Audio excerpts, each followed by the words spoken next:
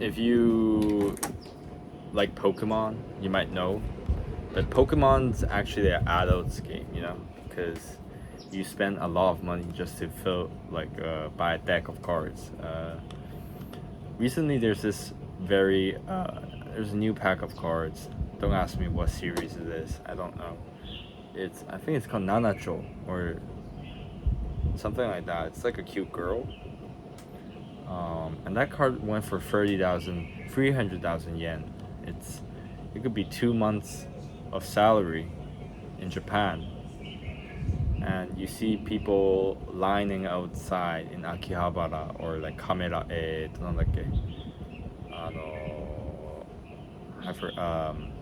there's this mall in Japan, Yodobashi Kamera とか it's like a mall, and they also sell some hobbies, Pokemon cards, and people are lining up at like 5 in the morning and then waiting for the new cards to release so that they might have a chance to open this girl card.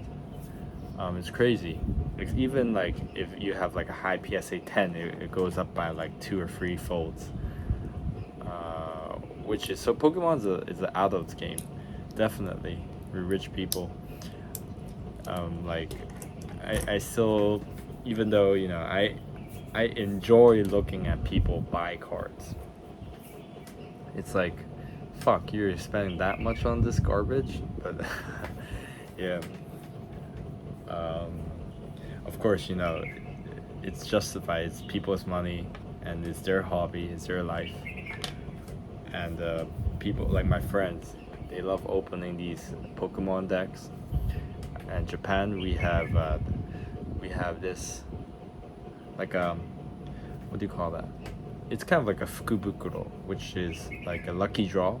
Usually fukubukuro is like only for New Year's in Japan, but they have these lucky draw cards like machines, like a vending machine, and they put like ichiman yen, which is like $100, and they get like one rare card, and then sometimes it's really expensive, sometimes it's really cheap.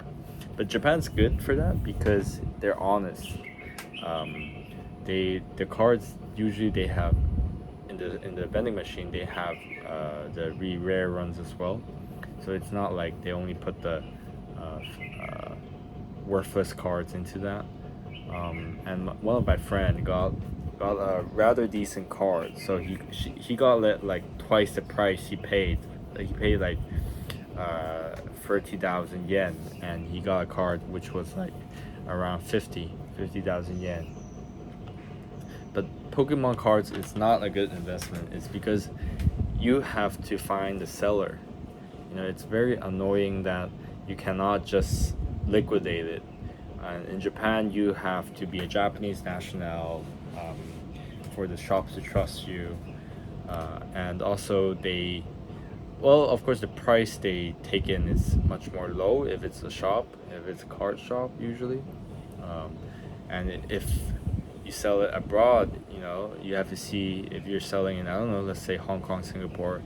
The fan base might not be as strong, so you might have to hold on to the card. And from my experience, only a few cards, like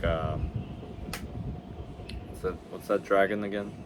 Charizard only sells like a few cards would get more expensive throughout the years, but like most of the cards, the value goes lower and lower after a few seasons.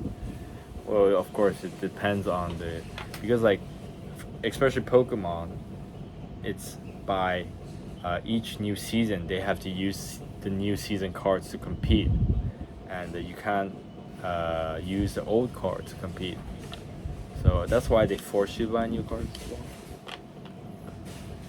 When I was a kid, I used to have to like play a lot of Battle Spirit, BS cards, and when there's this ranking, it's called like X card. It's like the highest ranked card, and then they made a lot of bullshit. Where it was like XX rare. It's bullshit. But X card used to be very expensive, so each card was like at least $20, But like for as a kid, it was really expensive, and then you were like, oh shit, there's only like 2X card in the whole box.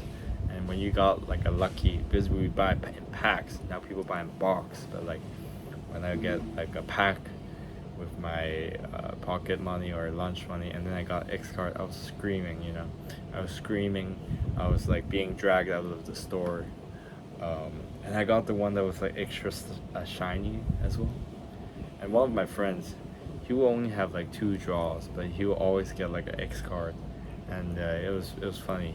He had like one of the best lucks in cards. But yeah, cards is like printing money. You know, don't go in that hole. It could cost you a lot.